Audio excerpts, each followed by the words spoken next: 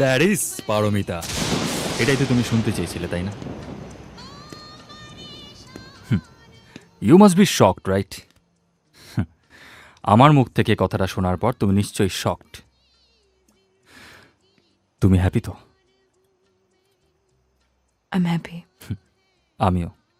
আমিও খুব হ্যাপি। এই বছর আমাদের কোম্পানি 80 crore টার্নওভার ক্রস করে ফেলল। 80 crore কেন? দেখো, 6 মাসের মধ্যে তোমার কোম্পানি ইয়াশের কোম্পানিকে ওভারটেক করে ফেলবে।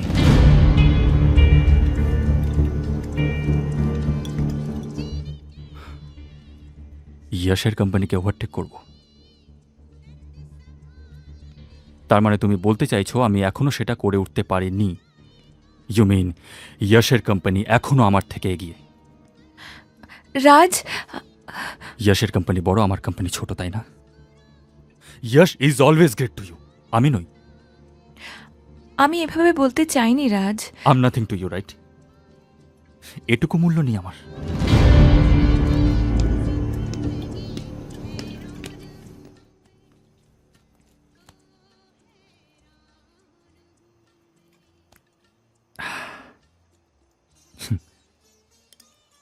ছোটবেলাটা তোমায় ঘিরেই কেটেছিল পারো। ছোটবেলায় খেলতে খেলতে কখন যে তুমি আমার জীবন হয়ে গেছিলে আমি নিজেও বুঝতে পারিনি। হ্যাঁ, লন্ডন চলে আসার পর তোমায় মিস করতে করতে আমি সেটা বুঝতে পেরেছিলাম। তারপর যখন শুনলাম তুমি লন্ডন চলে আসছো, তোমায় পাওয়ার আনন্দে আমি পাগল হয়ে গেছিলাম। তুমি যখন প্রথম ইন্ডিয়া থেকে লন্ডন এলে তখন কত কথা বলেছিলে, রাজ তোমার এত বড় হোর্ডিং দেখেছি, রাজ ইউ আর গ্রেট। তখন তোমার চোখে রাজ কত মহান, কত বড়। রাজ চাইলে আকাশ ছুঁতে পারে, রাজ তখন তোমার চোখে হিরো ছিল। আমি সারা জীবন তোমার চোখে হিরো হয়ে থাকতে চেয়েছি পারো। আমি চাই সারা জীবন তোমার চোখে মহান হয়ে থাকি। হ্যাঁ, আমি তোমায় না চেনার অভিনয় করতাম, ইগনোর করতাম, পাত্তাও দিতাম না, কিন্তু তোমায় না চেনার অভিনয় করা, ইগনোর করা, পাত্তা না দেওয়াগুলো আমার ইগোর মতো দেখতে হলেও ওটা আমার প্রেম ছিল পারো। তারপর তুমি যখন ফেল করে বাড়ি চলে যেতে চেয়েছিলে তখন আমি তোমায় আটকে ছিলাম, কেন জানো?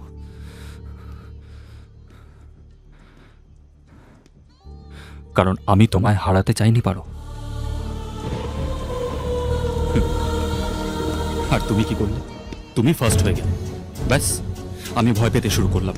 আমি হয়তো আর তোমার চোখে গ্রেট হয়ে থাকতে পারবো না। আমি তোমায় পড়াশোনায় ডিস্টার্ব করতে শুরু করলাম, কিন্তু আমার ব্যাড লাক, ইয়াশও তোমার সঙ্গে ফার্স্ট হয়ে গেল। আমি ভয় পেলাম যে ইয়াশ তোমার চোখে গ্রেট না হয়ে যায়। তাই আমি দিনরাত জেগে খাওয়া দাওয়া ভুলে শুধু পড়েই যেতাম, যাতে তোমার কাছে প্রমাণ করতে পারি যে ইয়াশ না, আমি গ্রেট। আমি তোমার চোখে সেই প্রথম দিনের ফিলিংসটা দেখতে চেয়েছিলাম পারমিতা। আমি তোমার চোখে হিরো হয়ে থাকতে চেয়েছিলাম।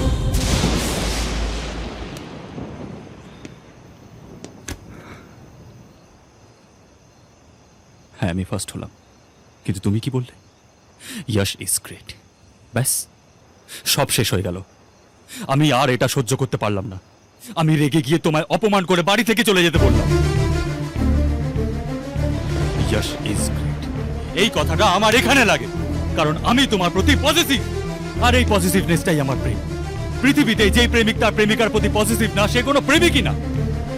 হ্যাঁ, আমি হিংসুক, কারোর প্রশংসা সহ্য করতে পারি।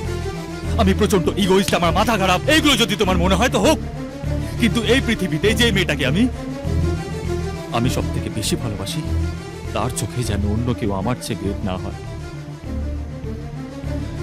হ্যাঁ পারো, আই লাভ ইউ।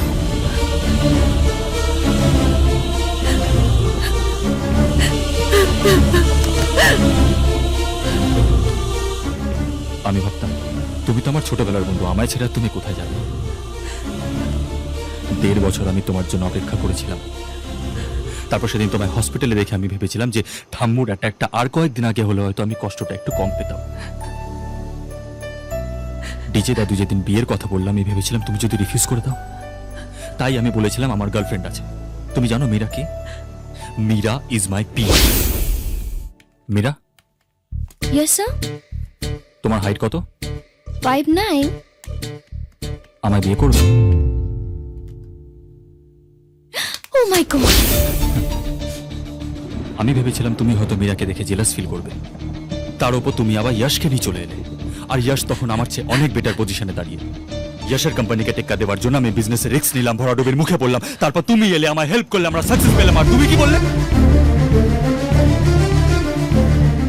যশের কোম্পানি এখনো আমার থেকেই।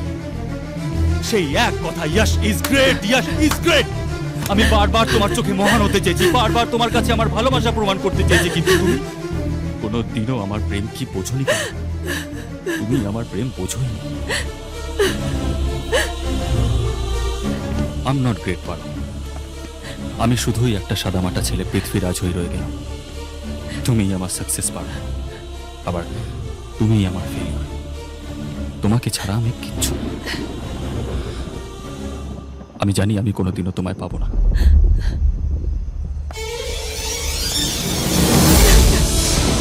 রাজ, I love you, Raj. I love you. তুমি কত দয়ালু পারো। দয়া করে আমায় ফার্স্ট করিয়েছ, আমার কোম্পানি বাঁচিয়েছ, আর আজ তোমার এই ভালোবাসাটাও কি দয়া? আমি যদি তোমার চোখে হিরো না হতে পারি, তাহলে তোমার প্রেম আমি কোনোদিনও পেয়েও পাবো না। হয়তো প্রেম কি সেটা আমিও বুঝি, তাই আজ তোমার এই ভালোবাসার ভিক্ষেটা আমি নিতে পারলাম না। রাজ